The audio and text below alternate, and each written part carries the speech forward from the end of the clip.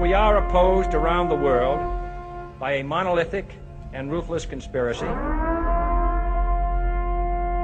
that relies primarily on covert means, on infiltration instead of invasion, on intimidation instead of free choice, on guerrillas by night instead of armies by day. There is little value in ensuring the survival of our nation if our traditions do not survive with it. Well, all right, welcome to episode 78 of the Abuse Hour. It is I, your host, Coffee Long, coming to you unsupervised, unmedicated, and an unchecked threat to society. Good Lord Almighty.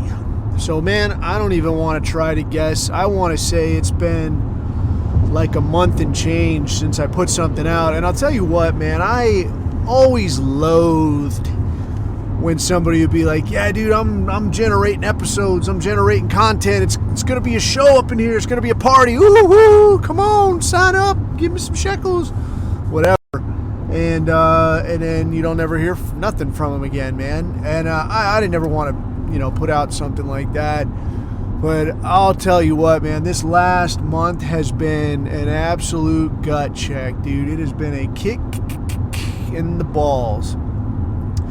So I won't go into too many doxable details and shit, but I'll tell you this, man, in 5 days, I've been in 12 states, and I'll give you a brief rundown. And then I'll kind of wrap up with the takeaway, my big takeaway from this month of woe. So,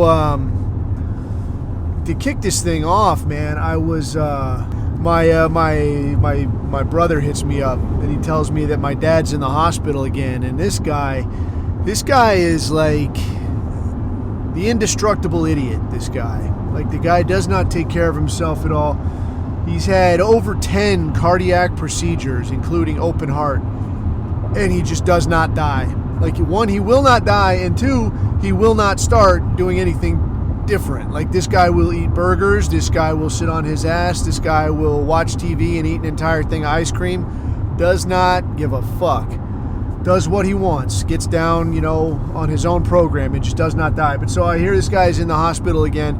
Normally it would be like, you hear somebody's in the hospital with a heart issue, you're like, holy shit, oh man, what's going on, you okay, can I get you something? With this guy, it's like, again, huh, okay, and then that's really it. But it gets weirder from there. So this guy is, he's old. I mean, I'm 1,000 years old, obviously, so this guy's older than me. But this guy is, he's retired. He's got, his retirement from the job that he retired from. He's got military disability, 100%, because he was in Nam, Agent Orange, man. This kind of thing. So he's got money coming in, this guy, but somehow he's got no money. My brother finds this shit out, tells me, he's like, he's like, you want to get pissed? Like, I'll tell you something. You think I get mad? You think Coffee gets mad? Get a load of Coffee's brother, right? This guy goes off the fucking rails, and it's pretty funny, honestly. I like spinning him up. But he calls me and he's like, hey, you want to get mad? I was like, I guess, yeah, what's going on now? So he starts telling me that, like, yeah, the folks, they got no fucking money saved. They got no goddamn money. How do you have no money? And I'm like, I don't know. How do they have no money? And so now he tells me this other story that, like, yeah, this cousin of ours is he lives out in the sticks, out in the middle of nowhere, out in meth land, and hits this guy up, asking about, hey, can I borrow some money to buy a house? I want to buy a house. Well, how much do you need? I need to borrow 20 grand to buy a house. And he's like, I don't have 20 grand. All I have in savings is 15 grand. That's all money I have. She's like, can I borrow it? And he says, okay. So I dig this shit, dude. Like, first I listened to this and I'm like, okay, like, on what planet, like, you're doing a 30-year mortgage kind of a thing. On what planet is, like, 15 grand the make or break on you getting this fucking house? All right? Like, that doesn't make any sense at all. And I'm like, you understand, like, if this chick is hard up enough that she can't get this house without your 15 grand, They had all the little costs associated with picking a place up and like turning things on and getting things situated, stuff you got to get. You ain't ever seeing this 15 grand again, friend. You understand that, right?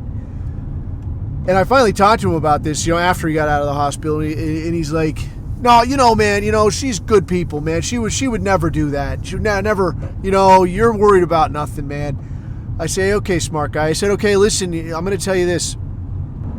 I said, when you start talking to her about this situation of how you're going to pay this back, when you're going to get me this money, the first time, before this ever comes up, if you hear some kind of an extraordinary emergency about some cost that, oh my goodness gracious, something came up that it wasn't expected and now it's going to take a little time, I hope you understand. First time you hear that, you got to understand you're not going to see any of this money again, all right? Oh yeah, no, that would never happen. So sure as shit, now in the last week, the guy just sends the money out the door. And not a couple days later is like, he gets this call. He's like, well, I don't know, you might be right. I don't know. We'll have to see. But, she just had some car trouble. But, I knew she had some car trouble because, I tell her you got to maintain your vehicles, and she had to get some work done. So, hey, but I think it's probably going to be okay. So, yeah, it ain't going to be okay, man. If this comes up, something else is going to come up. You ain't seeing that money again. So, to kick off my week, man, kicking my week off was yeah, your parents, old and dumb, now have no savings and just got scammed. Coming out of the hospital and getting scammed by your own family. What the hell? So that was a good start.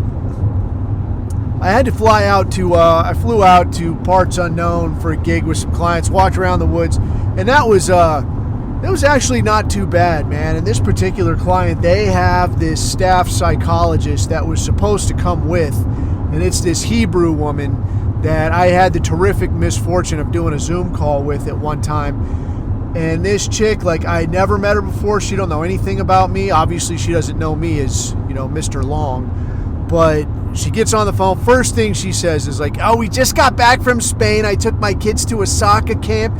You wouldn't believe how anti-Semitic the Spanish are. It's really something, and my kid, he was a little bit shook. And yeah, okay, yeah, I'm sure it's, got nothing to do with any of that Gates of Toledo type situation or just kind of the long-standing history you people have on that particular peninsula. But yeah, so she was supposed to show up out there, and I was really thankful, man. She didn't show up. She got, whatever. She got that Irish flu at the last second or something. I just suddenly don't feel good. I can't make it. Oh, God, I might have to be outdoors, and I don't want to do that. But got out there, and all the rest of the people, part of this client organization are like, oh, she's not here? Oh, that's even better. That's the best part of this trip. It's oh, it's not just me. But I seriously doubt any of those people had ever put two and two together, at least not yet, dude, because it is kind of a boomer-heavy organization, and the way they resist, man, these boomers. Anyway, so I left that gig. Here it gets better now. So that was the first half of the gig, and it was a ball break, but it wasn't as hectic as I, figured it might be. But I left that gig, and I get on a major airline carrier that I don't actually use that often. Kind of not one of the big three, not an American or a United or a Delta, but I get on a smaller but still well-known airline. And sure enough, these idiots lose my luggage, and I'm like, what the hell? Now look, man, I've had luggage lost before, and I understand it. Millions of people moving day in, day out. Things are going to get lost, things are going to get misplaced. These things happen, right? But the deal with lost luggage, man, is, and I'll tell you this here, I'll give you a couple hot tips, is one, if your stuff doesn't come out, if you got a big bag, sometimes it'll go to oversized luggage. Even if it's not big, I mean, they're not hiring first world geniuses back there. Nobody's quitting their gig at NASA to fucking hustle luggage, right? So if your bag don't come out, if it's a good sized bag, sometimes it'll go to oversized. So you just gotta all right, man, you go to the baggage thing. Hey, my bag didn't show up. It might have gone to oversized. Where's oversized? It's over there. Okay, you go look. If it ain't there, now your bags didn't show up. So the major carriers, they'll have it on their app. Where the hell's my bag? Because it gets scanned everywhere it goes. And it'll say, like, your bag just got loaded onto flight, whatever, or your bag just showed up at whatever, right? So if it doesn't come out and you ain't got anything on the app, you just walk into the luggage office and you say, like, hey, man, my bag didn't come out. All right. Now, what'll usually happen, and this is the dodgy thing, and I had seen some of this, like, on, I think there was an Instagram account where there's, like, this girl that talks about, does little, like, fake skits where it's just her talking to herself, about what happens at airports in X, Y, and Z situation. And, dude, for once, like, real life was exactly like the meme, man. And the deal here is you got to know, like, when you walk into, like, the missing baggage thing, like, they will not tell you shit. Like, they will not tell you about anything you're entitled to or what they could fucking owe you. All right? But when you go in there, like, these motherfuckers owe you luggage, man. Like, I trusted you to get my luggage from there to here, and it ain't here. So somebody needs to get this, straightened out.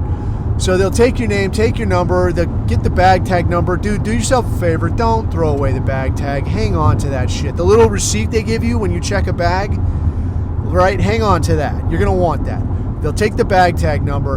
And now the deal is, man, like, this business, they'll ask you, like, well, are you visiting or returning? So, like, are you coming home? Like, can I kind of take my time on this? Or are you visiting? Dude, always say you're visiting. They don't know what the fuck you're doing. All right? So, yeah, man, I'm visiting. Hurry up and find my shit. Oh, okay. So now they got to go find this shit. But once they find it, when they find it, they got to bring it to you. So they'll try this shit of, like, oh, yeah, it just got delayed. It'll be on the next flight, and that one lands in, 3 hours, and it'll be on that carousel right there. Well, good for fucking you, man. When it comes out on that carousel right there, you or one of your little third world friends get out here, hustle my fucking bag, and you drive it to wherever I am. All right, that's the deal. They got to fucking do that. If they fucked your baggage up, they got to deliver it to you. So the other half of this is that if you're, like, on a work gig, that they got to compensate you. I can't remember how long the delay is. I want to say it's like 3 hours or more, something like that. Like, each one I think is a little different, but it'll say in the fine print. But you could just ask them now. Like, hey, now I got shit I need in there for work. What am I supposed to do? And now you ask them, right? Now you ask them, are you going to reimburse me for my necessaries, things that I need? Oh, yeah, we'll do that. And then they'll send you an email link. So, like, if you got work clothes in there, right? Like, you got a set of boots in there, whatever you need in there, your tools in there, whatever, and you're flying this shit. All right, you say, hey, I'm here for work, man. And you lost my stuff. I got to go get new stuff so I can do this job. Oh, wow, geez, okay, in that case, here, now I'll email you this link. So now you go buy whatever you need to buy, you email them the receipts, and they send you the money, all right? Now, I don't know how particular they are, like, how they're going to manage to know if you're hustling them a little bit, right? It's not like they're going to inventory your bag. What I can tell you is that 99% of the time, like, your electronic stuff, they're always going to say, like, yeah, no, dude, we don't cover electronic stuff. So I would say all the time, either do that through the carry-on or have your stuff insured. Like, if you got Apple products, how you can insure that stuff because it's ridiculously expensive. Just either carry it on or you have the insurance, then you're good to go. So other than that, then I think the ceiling on it is like $3,800. So if they do completely lose your stuff, then they're on the hook for up to $3,800 worth of stuff. And in that instance, I mean, I ain't saying lie, but I'm also saying make sure you go through everything you had in that bag. Because, even if you remember wrong a little bit, like, hey, did I have that $300 set of Jordache jeans in there? I can't remember. I'm sure I probably did. I don't see them on my shelf. And it's not like they can check. They lost your fucking bag, right? So what are you going to do? You're going to pay for my new Jordache jeans. That's what you're going to do. Me and Brooke Shields, we're going to hang out wearing these Jordache jeans, red hot. But so these clowns lose my bag, right? So I go in there and I'm like, hey, man, you lost my bag. Oh, okay, it'll probably come in later. I'm like, oh, gee, brilliant observation. Here's my name, here's my number, here's my email. You call me, and here's where I'm going to be. You deliver it. Dig? And then they're like, oh, okay, all right, I guess you know how this game works. Yeah, I know how this game works. So I wait a day, I don't hear nothing. I call customer service the next day. Oh, yeah, we don't have any news on that yet. Okay, well, I call the next day. Where's my bag? Oh, yeah, we don't have any news on that yet. okay, well, see, like I'm not getting any progress here. So I call again the next day. Now it's been like 4 days since my bag went a-missing. And I call and I shit you not, I get this guy on the phone, fancy Dan as hell. And he's like, hi, this is Ryden. Can I help you? I'm like, what the fuck? And I say, all right, look, Ryden.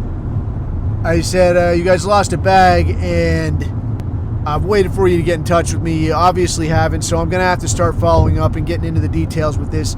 How do you spell your name?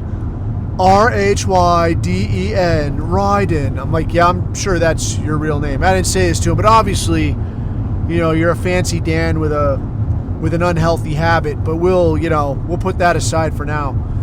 So I said, all right, here's the deal, man. I've called you guys 3 times already now, and you're obviously shining me on, so here's what we're going to do. I'm going to give you to the end of business today to find my bag. If I don't hear back that you got this thing and it's on the way, then I call corporate, and if they can't solve my problem, I put a complaint in with Department of Transportation. Oh, okay. And then sure enough, like 6 hours later, yes, sir, your bag's going to be delivered within an hour. And I was like, there it is. There's like the magic bullet. Like, they can do it. It's just a question of, maybe this bag looks like it's got some good stuff in it. I set it aside. Maybe you don't ever really call about it. Maybe, it just doesn't come up, and now I got your bag and you don't. But it didn't really matter, because when I got home off of that trip, I had to get right back in the car. And I don't know if you remember, a good few episodes back now, I talked about a guy I know that's got some pretty serious health issues and was looking to relocate to be out near some family back out on the West Coast. So I had a few days, finishing up this last gig, and I said, dude, I'll drive you out there. So I got a rental car. The dude had some shekels that had been donated, and I said, yeah, all right, man, let's rent this car. Let's drive out here. So we take off, man. So we're going to do this straight cannonball run type of a thing. And it was a real trip doing this coast-to-coast deal. And there's a few things that I noticed going coast to coast. I mean, I was in the car mostly, so I didn't really take a lot of time to hang out and, meet the people or nothing. It was really pretty much just a straight drive. But they've got this thing going now, and like you'd see it, once in a while. Because, dude, in the last 5 years, I've done 4 coast-to-coast drives, and it ain't because I dig it. It kind of sucks, man. It was just kind of the way things worked out. And, actually, it reminds me, I had heard before that, like, serial killers enjoy long drives. Like, they enjoy road trips. And, I mean, I'm sure there are people that aren't serial killers that enjoy road trips. But, me, I don't dig that long drive type shit. And I'm in the middle of wrapping up that drive now, but we'll come to that in due course. But yeah, I heard that some people dig that. Me, I don't dig it. It's a real pain in the ass. But one of the things that I noticed, though, as you're driving along, is there's this thing that they got out there now, and it's coast to coast. I've seen it everywhere, and it's really not that cool. But here's how it goes. As you're driving along, and you'll see, like, road work next mile. Road work zone begins, 1,000 feet, whatever. And you're driving, and then you'll see another sign that says, traffic fines double in construction zone. And you're like, what the fuck? And you keep driving, and there's nothing. There's nothing, man. Maybe sometimes there'd be like a few cones. I think there was like one time while we were cruising that I did actually see construction happening. There's road work being done. But there were so many times you just cruise and you see traffic fines double in, construction zone. Or even better, my favorite was safety corridor. Fines double in safety corridor. I'm like, what the fuck does that mean? Safety corridor.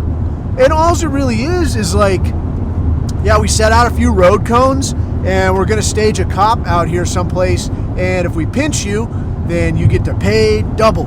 Like, why do I get to pay double? Like, why are you fucking with me at all, But that's just something that's out there now, man. Like, it's not enough to shake people down the way that they do. Now we're going to set up little, like, Monopoly booby traps on, like, go directly to jail, ha ha ha, type shit. But apart from that, man, oh, Jesus, yeah, I drove 4 days, dude. 4 days, coast to coast. Don't recommend it. And I remember hearing about, or actually, there's actually a video. There's a video out there on the Cannonball Run, which, as it happens, is not just a shitty Burt Reynolds movie. It's actually a thing that I don't know if they do it anymore. I gotta look it up and see if Cannonball Run is still a thing. But it's this deal where you start in New York, and then I don't know what it is. You take a ticket somewhere, like leaving a parking lot or some kind of a thing, and you take off. And the deal is that you pull into this other parking lot in Los Angeles, and then whoever's the fastest on that run, then you win or whatever. And I had seen this video, and I can't remember where it was, dude. I want to say maybe it was like Netflix or something. I have no idea now. But there was this video that got put out where these guys documented their little Cannonball Run deal, and it was like past the statute of limitations, where like they videoed this whole thing and got the whole thing all edited and put together, but then they didn't put it out until like way after statute of limitations had passed. So it could be like, hey, check it out, we did this. Like, you can't do shit about it now, but here's what we did. And these dudes had done all this cool shit. Like, they had put in this extra large gas tank in this car. I don't remember what kind of car it was, but they put this extra large gas tank in here, and they had hired like private pilots and whatnot to like fly ahead on the route they were going to be on, to like fly ahead and look for cops and then radio back. And I don't know how they worked the radio situation, like if they had somebody relaying or if they, I don't know exactly what they did or how they had it planned out, but it was pretty cool though, man.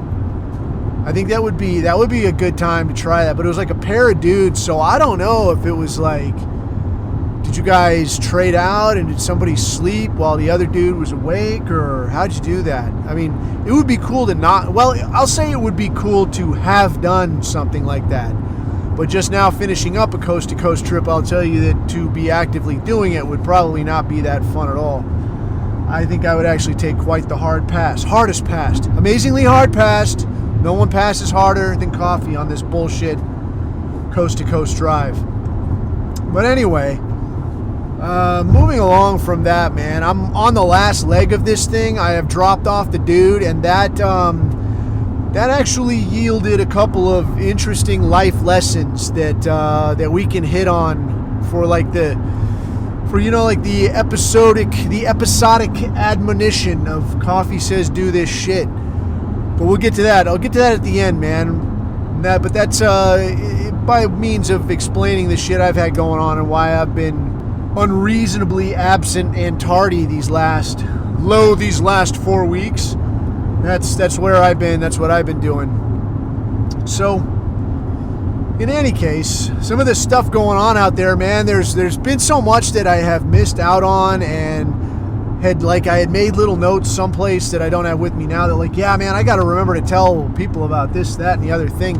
So much wacky stuff going on. One thing that I did see this morning that absolutely murdered me was, there's like the long-running joke of people talking about, yeah, man, Joe Biden, like, standing there shitting his pants in public.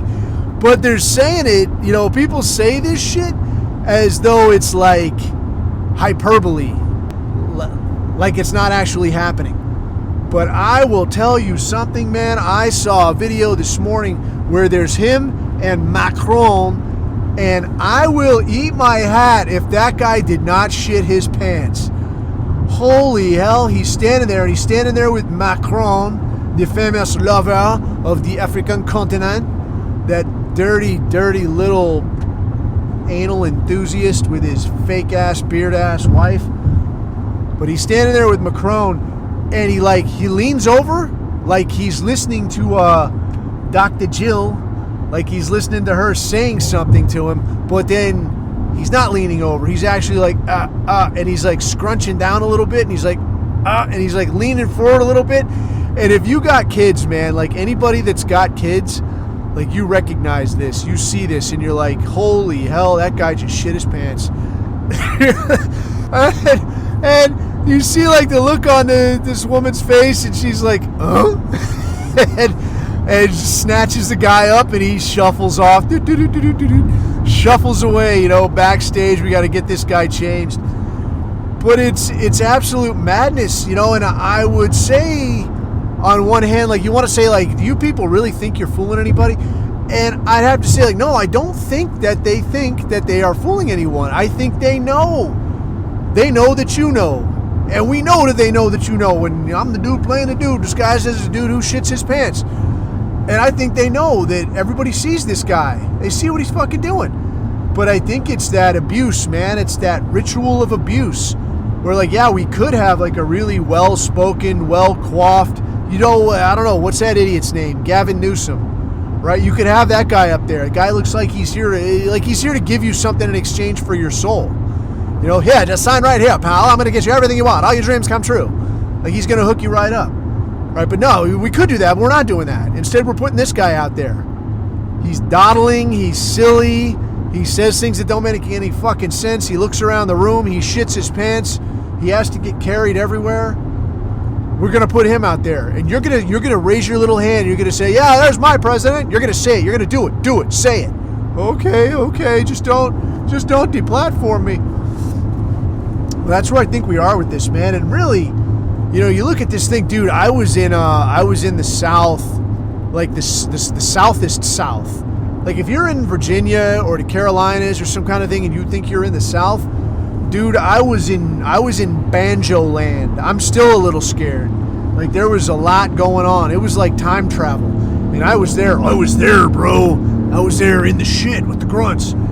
And the level of enthusiasm for this Trump, dude, among these normies, the level of enthusiasm is maddening. And I talked to a few people, and I've said, like, dude, I think Donald Trump is going to be the shoe-in. I honestly do. And I know there's the thing of, like, man, you can't attribute everything, to the triple parentheses them. You can't say they've got everything under control. Like, no matter what you pick, you're like Coke or Pepsi, and like Pepsi's got a set of horns on it, and they're like, oh, you put those horns there because you want me to pick Coke, but then you put those horns there knowing that I would pick Coke, so I'm not going to pick Coke, I'm going to pick Pepsi, even though, because I know that you know that I know, and it starts to become like, never going in against a Sicilian while death is on the line and this kind of thing. So I know that, we know better than that to assume that they're all powerful and all knowing, but I mean, when it's only two idiots to choose from, and both of them suck more than Coke or Pepsi, I think we really are in a spot where it's like, okay, well, I think there's definitely an angle here, and that this guy is so bad, and I think they've probably gotten Trump ironed out, where they're like, all right, look, idiot, like, you forced your way into this club, we're going to read you into some things, here's how it's going to be, and you're going to play ball or fucking else. Because the guy definitely, they definitely hamstrung his ass the last time around with all the shit that guy talked about. Oh, I'm going to do this, and I'm going to do this, and the other thing, and the other thing. Like, what did he really actually do? Kick down more money to Israel and move the embassy to Jerusalem. Like, well, that's really all you accomplished. There's really only one demographic that got anything out of this guy being president. But I think there's that Finkel thing, there's that, whatever you want to call it, reverse script motivation kind of a thing where, like, these people hate Joe Biden so bad that you could put literally anybody over there, right? You could put the magic 8-ball over there, and they're like, I'll take the 8-ball, right? Because at least you got a good fighting chance with the 8-ball. Should we send more money to Ukraine? Shake, shake, shake. Sources say no. All right, good. Finally, a win, right? But instead of that, they're going to put Trump out there, and I think he's going to be the easy shoo-in. And to me, the obvious answer is just that they haven't pulled this guy off the stage yet, right? The big hook has not come out and said, like, yeah, look, man, the guy shits his pants in public. We can't have this. I mean, this is silly, right? I mean, I know there's not a real deep bench on the Democratic side. I mean, it's really a lot of people that can't find their own ass with two hands in a map. They got Michelle Obama's dick that they could probably run for president, and it would do better than Biden would do. I'll vote for the dick, right? But I think they're probably going to be content to, like, yeah, let's let the red team have another turn and we'll just keep making progress. Because, I mean, Trump is going to be, extremely pro-Israel. Whatever these people want, give it to them. We're going to resolve this issue. You're going to be amazed how quickly this issue is resolved. So quickly. This issue is going to be simple for me. It's very simple. The easiest issue. So I think that's just how it's going to be. And Yeah, it would really be a barrel of laughs to see Biden in there for another term, because I mean, at least it would get this shit circus off the rails and into the weeds, and maybe we put it all back together, or don't, whatever. And, at least we kind of all know where we stand. But as it is, we're going to have this illusion of stability where BlackRock makes a fuck ton more money. The bread and milk you buy at the store costs just a little bit more, and, the whole thing continues to deteriorate, and we all scratch our heads and wonder exactly why it has to be this way. Why does it? Oh, you know why. You fucking know why. But speaking of bad things getting worse, and I don't know the complete veracity of this, and I haven't seen anything further about it, and honestly, I can't remember the guy's proper name. I can't remember his Christian name, but the dude that got pinched in UK for putting up stickers, I saw an article that this dude was now essentially forbidden from seeing his kids, and that his kids were not even, the kids' mother was not permitted to talk to his kids about him. Not permitted to mention your dad. He's persona non grata. Real Soviet hours. You can't talk about dad. They're not going to hear about dad. Dad's not going to be around to see you. Dad is PNG. He's off the books. And why? Because he was putting up Nazi stickers, and that's a detrimental influence on the youth. So, the Asian bunny ears, Asian rape gangs, that is what it is. Rapist, well, that's normal in Somalia, so let's just give the guy a good fighting chance. But stickers, damn you, stickers, this is where we have to draw the line. This is stickers we won't stand for, all right? So to me, when I hear something like that, dude, I gotta say to myself, when you put a man in a position where he's got nothing left to lose, literally nothing left to lose, what do you expect to happen?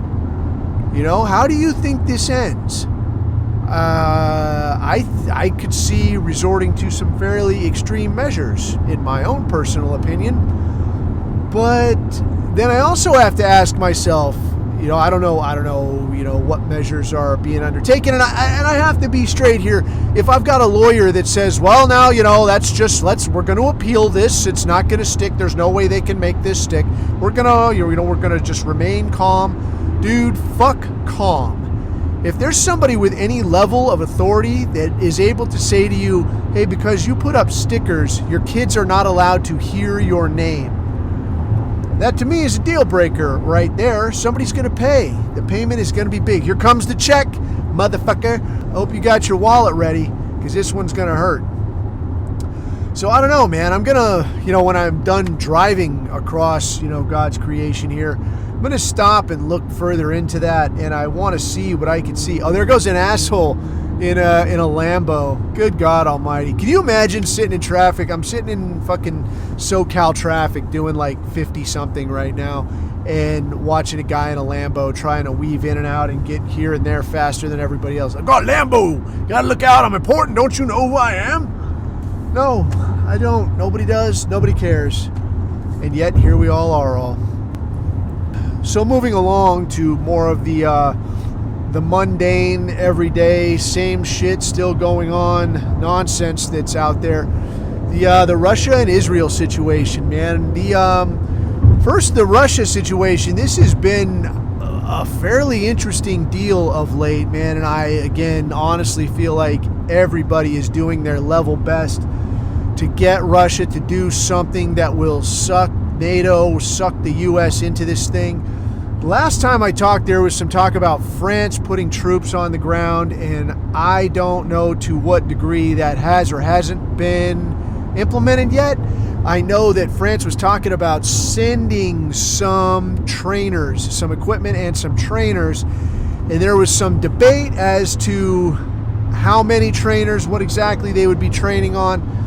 But then some analysis that I had heard was that, a lot of this debate, where the U.S. is concerned, is a lot of kabuki theater insofar as, this stuff is all happening. This is just the way they slow roll it out to sort of get everybody used to the idea. And eventually there's going to be boots on the ground and obvious U.S. military equipment and involvement in this thing. So France is doing this.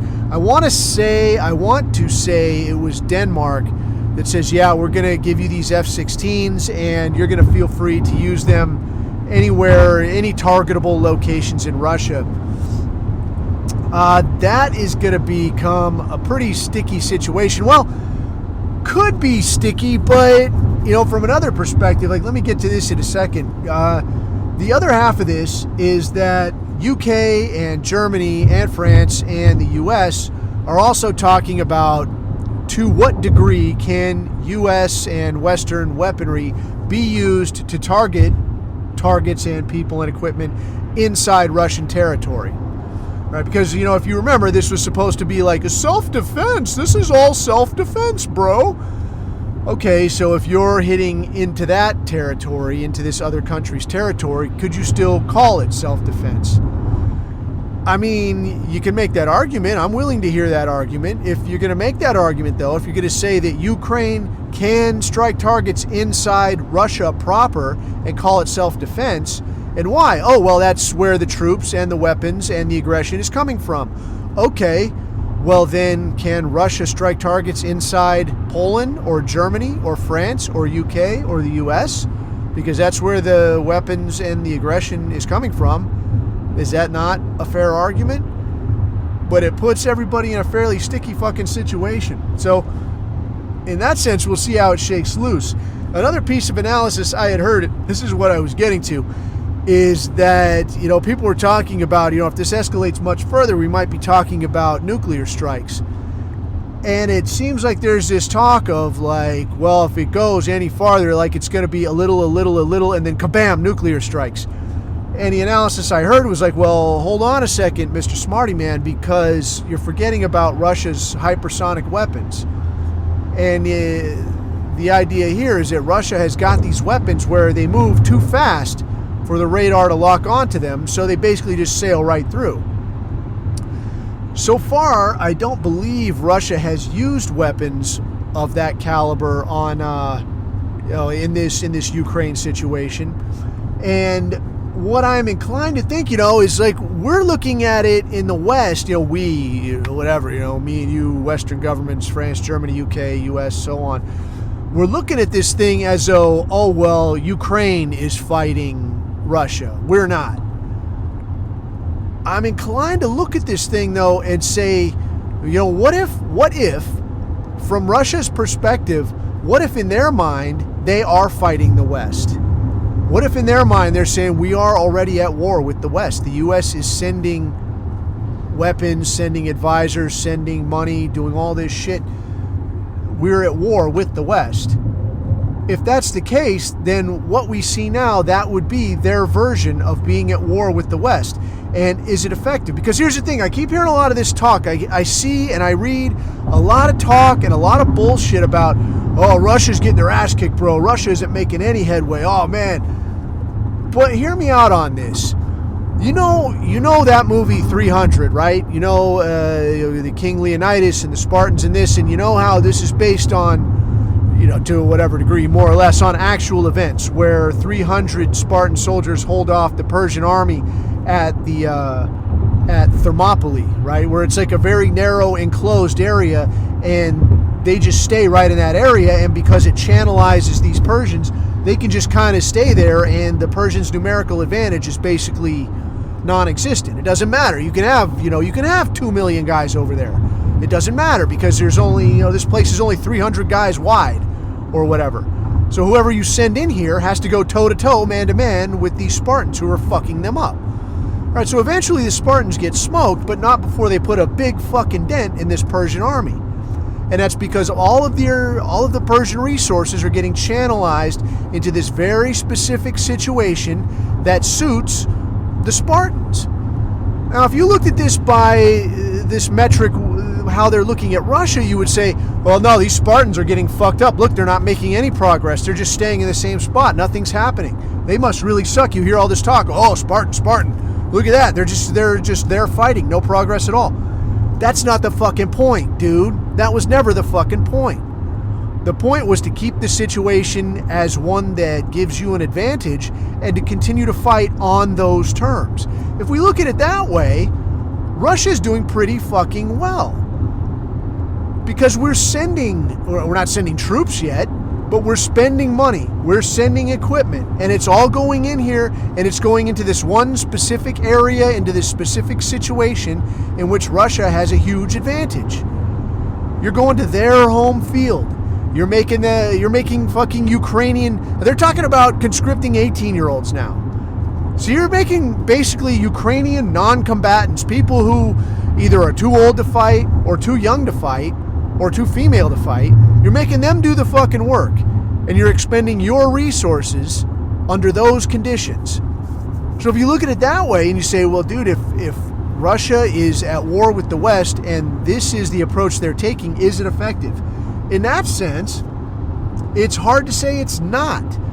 It appears to be fucking working, man. I mean, they are holding their own. They're making small advances, but they're pretty much staying in some of the same areas, the same regions, and they're just destroying all this equipment and whoever the fuck they send out there. Why would you do anything different? This is working fine. So in that sense, I mean, I'd have to say, like, dude, the West, dude, we've gotten to this spot where we're voting in just novelty characters.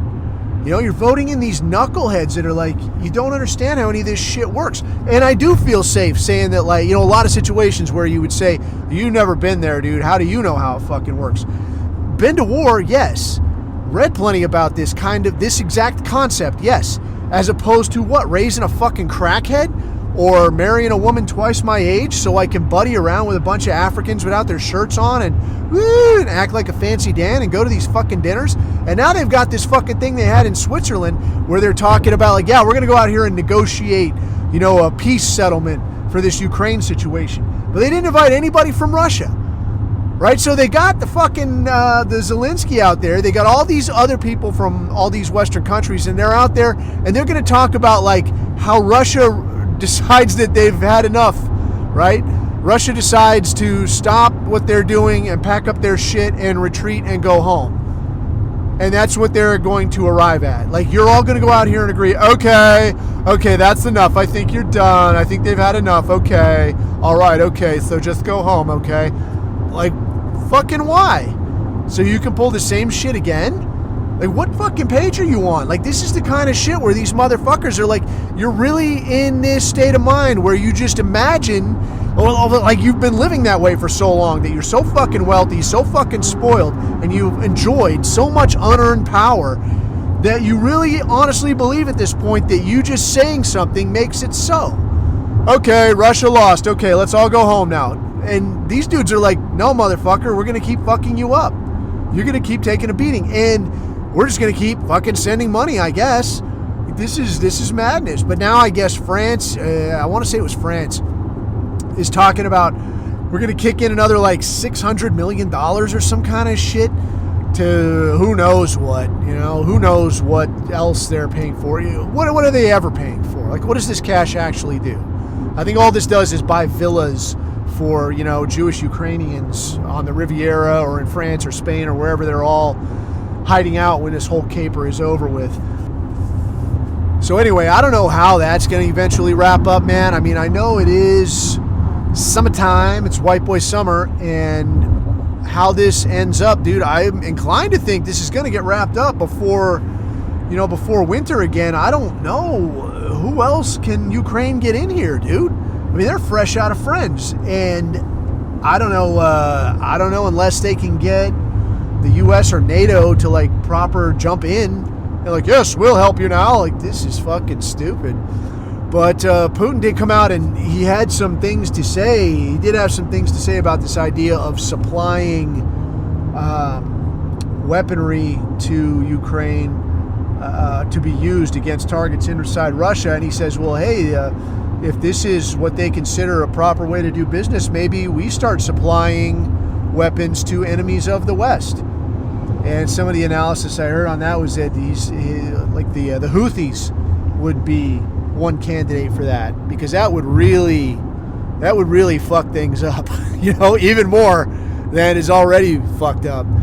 I had actually heard a rumor somewhere on it was some podcast, I can't remember which at this point, but that the Eisenhower, the aircraft carrier, had taken a hit from a Houthi missile, and just nothing had been reported on it. But that part of what really raised suspicion was that the commanding officer of the Eisenhower posted a picture of the ship saying, "Look, see, no damage," and then, I mean, what an amateur night mistake to make, because these internet autists, they got on there and they figured out that, like, yeah, dude, this picture is from like 10 months ago or some kind of thing. This is from, back when. Like, you're posting old photos. Like, this is you in senior year. This is bullshit. Right? So that definitely raised some suspicion. And again, if this was like the old double reverse grip, reverse psychology thing or something, I don't know that U.S. military officers have it in them to go that hard with some trick fuckery. But, who knows? Other than that, then, bouncing over to the Israel situation, dude, I mean, this just gets better and better. So apparently the International Criminal Court issued warrants for Bibi and who's that other guy? Gallant, Yoel Gallant, whatever. These characters in Israel, these characters in the Israeli government, and much to the contrary of what the U.S. was saying when they had floated the idea of issuing an arrest warrant for Putin, now the U.S. is voting to sanction the International Criminal Court, right? To say, like, you can't do that. That's Israel's our greatest ally, our amazing and wonderful ally that we just keep dumping money into. And I guess it's already passed the House of Representatives, and it's on its way to the Senate. So I don't know what that'll entail. I mean, how do you sanction an international court? I'm not sure what that would entail. I mean, maybe if I read through all the articles, but who knows? Who gives a shit, I guess, is the right answer. I mean, show me something, man. Show me something good. Fuck. But other than that, I guess Israel has just been hitting out in every direction. They're doing, I mean, I've been reading for a while. They've been doing strikes inside Lebanon for a while, all the way up to the Bekaa Valley. And that, I mean, unless there's two Bekaa Valleys, this place is like halfway, like it's in the middle of the fucking country, right? It's not like just right over the border kind of a thing. You'd think like, hitting inside, Lebanon or something. It's kind of like, you were talking about Vietnam and you're like, operations inside Laos. Like, well, it's just right over the fucking border, just right there, dude. I mean, it's basically border town. Who runs border town? It's just right there. Right, but no, this place is Bekaa. That's like halfway into the country, man. And Israel's got no problem. Like, yeah, dude, we just do whatever we want. So I don't know. I don't know how much longer this weird shit really goes on, because if the U.S. continues to weaken itself, and if at some point they can't afford to pay off, like your Jordans and your Egypts and to some extent your Saudi, to not fuck up Israel, then what happens after that? And I have heard that interesting idea that these Saudis, the House of Saud, is actually of Semitic lineage. I don't know nothing about that. That's a bridge too far for me. I'd seen some things about it, and I don't know. I just don't know. Hey, if you know, pipe up. Somebody say something. Somebody call somebody.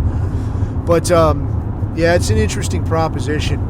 So how does that shake out? I don't even know, man. But I honestly think that maybe some of the half-stepping that Israel is doing is kind of a waiting game to wait until Donald Trump gets in there, because if he comes in there as Mr. Popular and is like, I'm going to get rid of these illegals, I'm going to fix these taxes, I'm going to help this Israel, yay, what? Fuck it, okay, go ahead, do whatever, and people are just going to go with it. All very dodgy, all very shitty.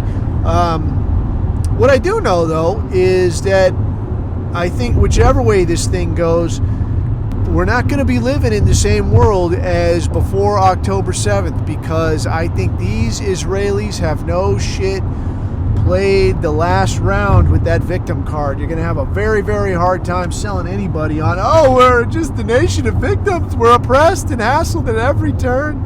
I don't think anyone's going to buy that shit anymore. So how that plays out in terms of, hey, can we please have some weapons? Can we have some more money? Can we have this, have that? I think you're going to see increased visibility. All of these Hebrews in Congress, all of these dual citizens, all of these people who think it's somehow okay to walk in there wearing the military uniform of a foreign country, Brian Mast, turd, looking at you, I think you're going to see a lot less tolerance for that kind of shit. But then, never underestimate the stupidity of boomers, man. I think there's a lot of people, with my generation, sure, there's a lot of stupidity, but I don't know that it's as hardwired in there. You say some of this shit to a boomer and you just see this blue screen of death like, huh? And that's the end of the conversation. So I guess we'll just see how it shakes out. But to wrap it up, man, for the, how can you say, the admonition, the abuse, the you better, the threat of drink some more water. This is your drink some more water moment. So I'll tell you this, man. The dude I was telling you about driving up here, man. I drive up here and I'm going to drop him off in Southern California. If you've never been to Southern California, there's definitely this image, for people that have never been. Well, I'm still here right now as I'm recording this. I'm headed to the airport to get the hell out of here. But there's definitely this image that the entire state is Huntington Beach. And if you're not familiar with that, like one of you are familiar with Huntington Beach, then yeah, I know exactly what you mean. But if you're not, I'll explain it this way. Like Huntington Beach is like an extremely expensive place to live. It's kind of touristy. There's lots of beachish little things to do. Like the beach there, or Santa Monica, like it's exactly what you would imagine. It's very expensive and it's usually pretty crowded. But when you think California, like this is what most people will think of. There's like this nice little beach town. It's very clean. It's maintained. There's a little bit of hippiness. It's warm, though the beaches are nice. All this kind of shit. The beautiful people. They're right there. This is what a lot of people think. When you say California, this like very small piece of it is pretty much what the whole state is like. Nothing could be further from the truth. All right.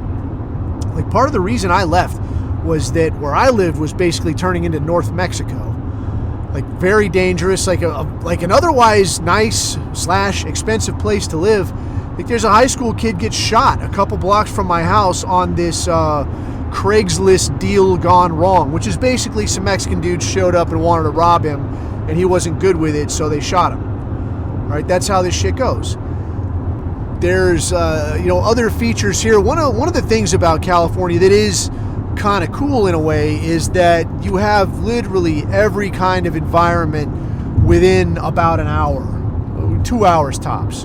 So like if you want to be at the beach, or if you want to be in the mountains, or if you want to be, in the suburbs, or if you want to be out in the desert, you can be all those places. You can be all of those places like well within 2 hours. Wherever you are, you just drive within 2 hours, you'll be in a place like that. Right? If that's, whatever you want to do. That is kind of cool. But there's also this very weird thing where there's people that want to be here so bad, or there's a lot of people that want to be here so bad that they will endure the most horrible of abuses just to be like where the weather is good, where you've got access to all these different environments, where there's definitely like that hustle and bustle. Although I don't know that that's as much of the draw as it used to be. That like, I'm moving to LA, bro, and I'm going to get my shit going or whatever, That doesn't seem to go on as much as it used to. But that used to be a thing too. But people here, they will tolerate just insane costs of living. Like the food at the store, for one, is exorbitant. But the housing here is absolutely ludicrous. Like the cost of just staying alive here is insane. Just parking a car is insane. And that's if you can even find a spot to park.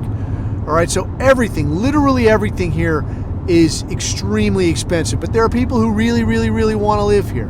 And there are some people that were like me, that like I was born here, I grew up here, I spent a lot of my career here, And, you're like, well, this is where I'm from, man. This is home. But, then you get a chance to look at other places and you're like, dude, this is abuse, dude. This is not any good at all.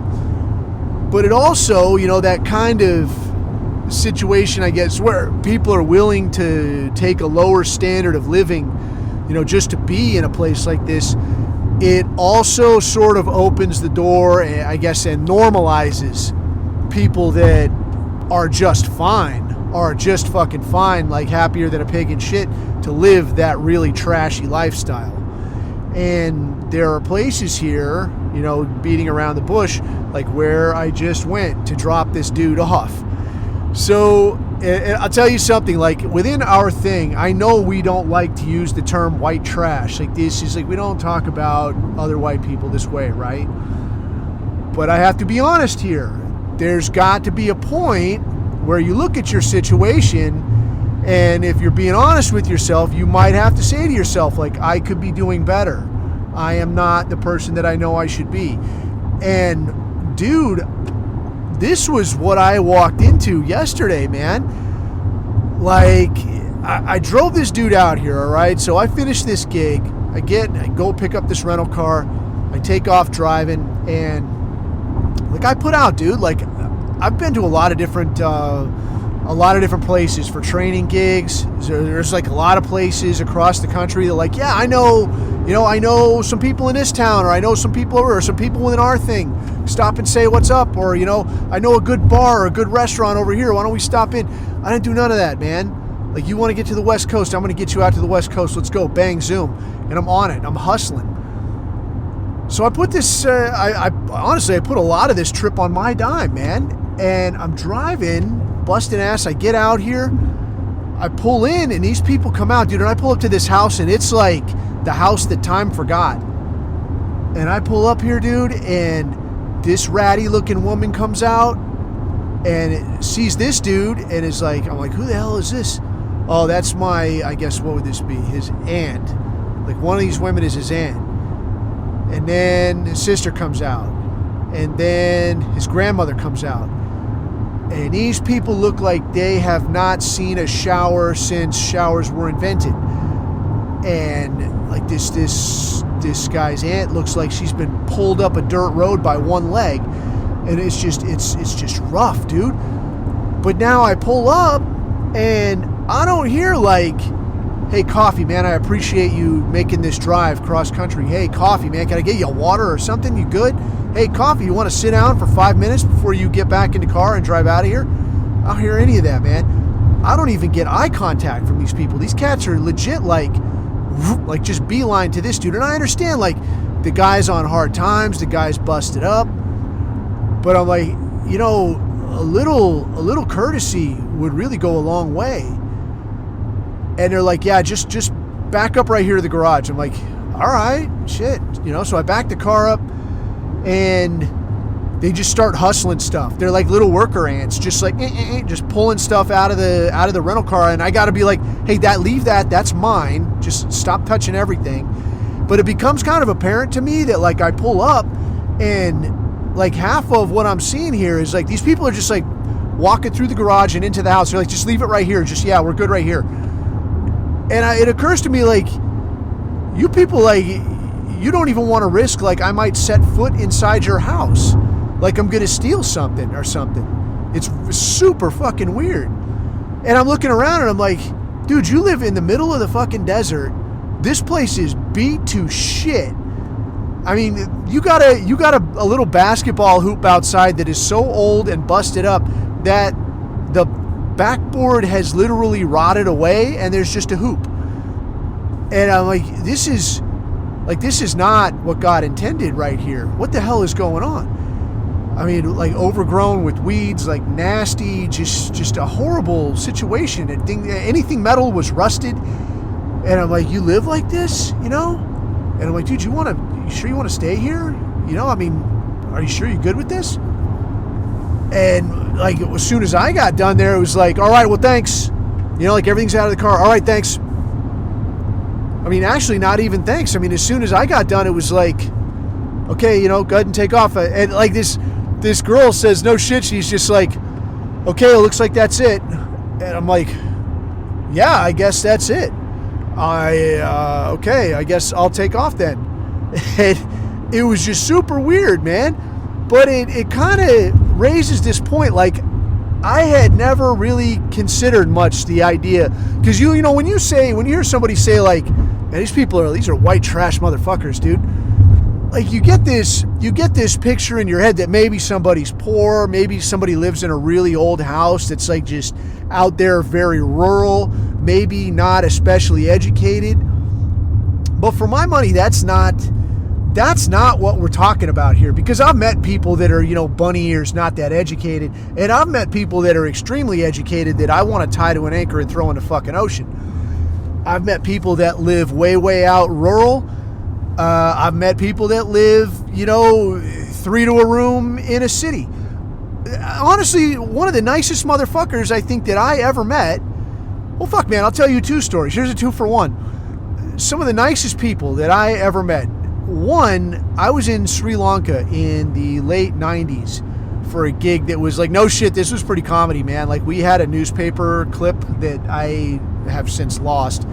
But this newspaper clipping that said, like, U.S. government denies any involvement in training commando personnel in Sri Lanka. And I'm looking at this, and we had like a little memorial, thanks for the help, plaque from the Sri Lankan military. I was like, yeah, that's pretty cool, man. So I saved that. But while I was there, we were staying at this hotel, like we're staying out in like no man's land, dude. Like it's like I was in the Jungle Book, dude. And there's this girl that worked at this hotel, and she was real nice. And as much shit as I talk, not everyone everywhere that you meet is a whore. And we talked to this chick, and she's like, hey, do you want to come watch the cricket match at my parents' house? So it was like 3 or 4 of us. We're like, yeah, man, that sounds all right. So we get in the rental car, and we cruise out to, deepest, darkest Sri Lanka, even, deeper, darker Sri Lanka. And we pull up to this house, man, and it is out there, dude. It's rural, and they don't have windows in the house. I think they only had one door. They weren't like properly expecting visitors, so they didn't have like food sitting out, but they brought out their best stale sugar wafers and made tea and like stood there, like the guy's wife stood there waiting for you to approve, like, oh, it's really good. And I mean, this shit was rough, dude. I mean, like these sugar wafers had, they were there, like Jesus dropped these off. And, the tea was tea. It's Sri Lanka, you're going to get good tea. But, just standing there like, good? And you're like, shit, yeah, it's great. I've never been happier, And we sat there and watched cricket on a little black and white TV. And nicest people you'd ever meet in your life, man. Poor, yes. Not very bright, probably. Nice as fuck, though. So that ain't the kind of people I'm talking about here. Another time, I was in Iraq. And trying to figure out who's who in the zoo in a place like that is next to fucking impossible, because nobody has an ID. Nobody ever lives permanently wherever they're staying. They bounce around from relatives' houses nonstop. So trying to figure out what the hell is going on. Who's who in the zoo here? I mean, this is a Herculean effort, But one of the nicest dudes I ever talked to was this dude that had 2 goats and lived in a little broke-ass grass shack. And we're cruising through this village, and this guy on the outskirts of town, like dirty motherfucker, wearing like just a busted ass pair of short pants, is like, hey, and he's like yelling at me in, Iraqi or Arabic, whatever. And I go over there and I'm like, what, man, what's he want? And my interpreter is like, he says that, he's trying to understand why you guys make a deal with the insurgents. And I'm like, what the hell is he talking about? He says, he sees them come in, and then somehow they always know to leave before you guys get here. So he wants to know, like, why you don't get them while they're here. You always wait until they're gone. And I'm like, dude, I don't know who the fuck you're talking about. I'm trying to fucking help you. You give me some kind of information, I'll do everything I can. And he's like, he looks at me for a second, and he's like, come. So he does this little, like when we say, come here, in the West, we do it with like our palm up and like, come here. But these they do it like they put their hand down and they kind of like scoop, and they're telling you, come here. like, all right, dude. So he's like, come here. So I go into his little broke-ass grass shack. And the first thing this dude does is offer me some broke-ass, like, hard-boiled egg and some dried-out rice that he made. Like, and this is all the food this guy has in the whole fucking world. This is all this guy's got. And he's like, here, take some of this. And I'm like, oh, I just ate. I'll only have a little. I'm already full, but I want to not be a dick. So I'm like, I have a bite of this guy's rice. And I'm like, I won't eat your eggs, dude. I'll just have a little rice. I'm good. I ate so much. And this guy starts telling me about, all right, look, man, they'll cut my head off if I tell you this shit. So you got to do your best. But here's what they drive. Here's how they act. Here's how you could recognize them. And I'm like, God damn, man, like this guy, I ain't offering him money. I'm not doing shit for him. And this guy he's gonna straighten me out. He's offering me, good information. He's offering me food. And this guy he literally doesn't have a pot to piss in and does not have a window to throw it out of in the most literal sense. So again, like not talking about poor people, not talking about dirty people, not talking about, people who don't have a college degree, just talking about trashy, shitty fucking people. And this is what I'm getting at, man, that like when I pull up now and I'm doing this guy a solid and I'm doing these people a solid, bringing somebody from your family back to your house so you can help take care of them. I'm not asking you for shit. I'm not expecting shit. But then this is how you look at me, man. Like you look at me like you're fucking better than me. You look at me like I'm a fucking cab driver, like I'm a fucking delivery man. And I'm like, God damn, man. For my money, it's like, you hear the term white supremacist and you hear the term white trash and you hear these terms thrown around without a whole lot of clarity on like, what exactly do you mean here? So like, let's get to it then, man. What exactly are we talking about here? I never say like, I'm a white supremacist because I believe that like I'm better and that I should rule over anybody or any kind of shit like this. And I will never say somebody is white trash because they, you live in the sticks or maybe your house is a little busted up or you don't speak the King's English as beautifully as the next man. But I'll say this, like you should be striving, and this is my abuse for you. You should be striving to be supreme. You should be striving to be better. If you believe in yourself, if you believe in what we as a people are capable of, then you should be striving to be the best you can possibly be. You should believe in your heart that I have the ability to guide everyone around me to a better state of being, and you should be walking it like you're fucking talking it. And what you should not do is be living like a fucking schnook, looking like a dirty motherfucker, like you got pulled up the street backwards, like you haven't taken care of yourself a day in your fucking life since your mother wiped your ass for the first and only time, and still somehow looking at another white man who's doing you a solid and walk right on by like you're some kind of fucking better. That just blew my fucking mind, man. So, it's kind of a chance, I think, for all of us, and me included, because I had to think a lot about this shit last night. Like, what just happened, man? What did I just experience after driving for 4 days and then getting this kind of like dismissive, like, okay, you can go now, kind of a treatment? But I think it's a chance for all of us, and me included, to kind of take stock and consider, like, am I doing the best I can? Am I the best I can? Am I treating other people like me, the best I can? And for people who aren't like me, am I setting an example to say like, hey, look, you want to say that I think I'm better? Yeah, I do. And this right here is why, because of what I am doing, how I am living. I am an example that you can follow. Whether you decide to or not, that's not my problem or my fish to fry. This is totally up to you. But I'm doing what I'm doing because it's the right fucking thing to do. So I think it's a chance for all of us, and that's me and that's you included, man. Walk out there and say to yourself every day that I am not going to be a motherfucker that people look at and go, what the fuck is this guy's deal? If you would be better, actually be better. So with that, I'll leave you to it there, man. And I think that's enough abuse for one week, for a first go around back after an unreasonable length of absence. But until then, man, you can find me on the Telegram. You can find me on the Instagram, well, briefly, anyway. But, and of course, you can find this everywhere low quality content is purveyed. So until next time, man, keep your eyes on the horizon. Keep your neck out of the noose. I have been Coffee, and these are my takes.